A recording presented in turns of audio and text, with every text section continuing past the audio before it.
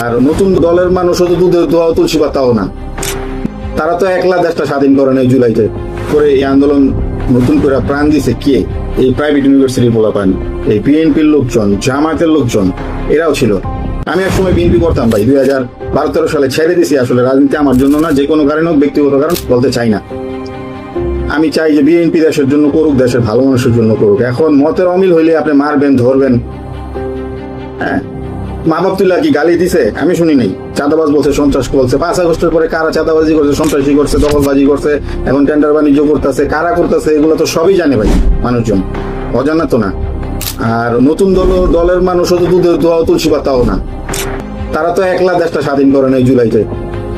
Private ইউনিভার্সিটির একটা বড় অংশ ছিল এই যে মাইরা ধইরা যে সরকারি ঢাকা বিশ্ববিদ্যালয়ের পোলাপানগুলো গুলারে যে পাঠাই দিল, ঠিক আছে, বের করে দিল। এরপরে এই আন্দোলন নতুন করে প্রাণ দিছে কে? এই প্রাইভেট ইউনিভার্সিটির পোলাপান, এই বিএনপির লোকজন, জামাতের লোকজন, এরাও ছিল। তোমরা তো এই এনসিপিকে বলছি, তোমরা তো একক ভাগিদার না। তারা সবাই মিলা লড়াই সংগ্রাম করছে, জনগণ নামছে, বাচ্চাদের বাবা মারা নামছে, বাচ্চারা সহ নামছে, ছোট ছোট বাচ্চারা। তারপরে এই দেশটা 17 বছরের স্বৈরাচারী শেখ হাসিনার হাত থেকে মুক্তি পাইছে। তোমরা কয়জনের কাছে গেছো? তোমরা কি যে পিলখানা হত্যা হয়েছিল ওই আত্মীয় স্বজনের কাছে গেছিলা, বা ওরা মারা গেছিল তাদের ছেলে সন্তানের কাছে গেছিলা? গেলে কই? ভিডিও তো দেখি না। এই যে এত জুলাইয়ে যোদ্ধারা আহত হইলো হাজার হাজার, কার জন্য কি করছো, কোথায় যাইতাছো, কি করতেছো, তাদের নাম নেও।